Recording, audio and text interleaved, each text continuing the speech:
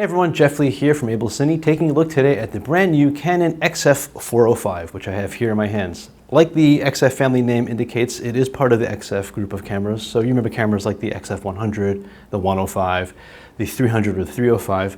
Different form factors obviously between the model lines, but this is the newest generation. It is a fixed lens, it's a 15x lens in this case, with a UHD 1-inch sensor.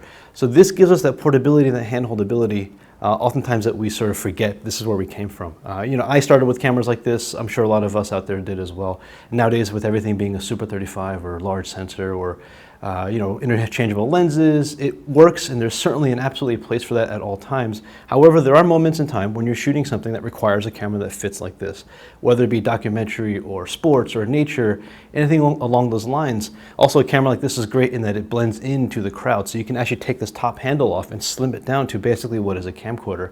So if you're talking about shooting political rallies or anything along those lines, it's a great sort of setup for that as well. And again, packs in a bag, no bigger than this. A few batteries, memory cards, and you're good to go. Maybe a light and a microphone.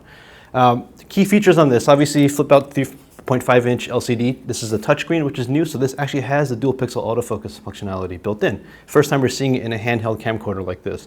It does record to dual SD cards, which is nice because you have the option, of course, of relay recording or dual slot recording. So for security reasons, for backup reasons, you have one recording the footage recording both cards at once. Like I previously mentioned, it is UHD up to 60 frames or in HD up to 120 frames.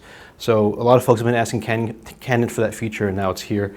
We have the ability in a small palm quarter type camera to be able to record those frame rates. Again, top handle is interchangeable, or removable I should say. Once you take this off, you do lose the two XLR microphone inputs, but you still have a 3.5mm input jack for your mics, as well as the built-in scratch mics at the top here, right above the lens barrel. This does support an infrared record, which I think is kind of interesting. It's one of the few cameras out there that can actually record infrared light or the spectrum, which means you can go into night vision. There is also a little LED infrared emitter atop here, which is good for additional illumination when you are shooting those difficult nighttime scenes. It is going to be in a black and white mode, or you have the option for that kind of green and white kind of military look as well if you so choose.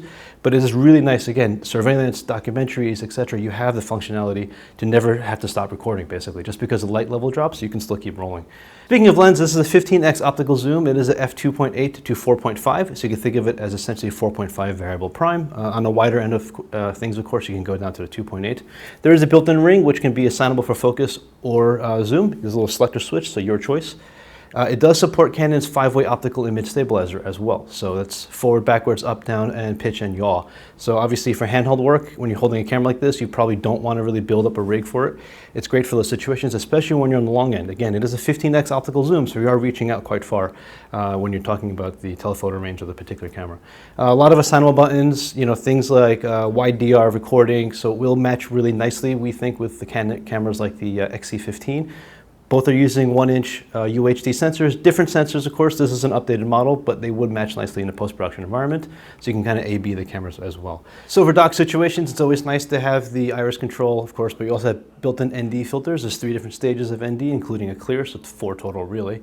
Out of the box, the camera will be a MP4-based codec, but Canon has already announced support for a XF AVC option via a free update that's coming out soon. Speaking of coming out soon, camera will be out in the fall, so looking forward to seeing more with this. Again, I started with this type of camera. I feel like a lot of us out there did as well, so I think it's kind of a perfect complement to all the other cameras that we're using these days. That's it for now. Really thank you for watching. Stay tuned for more.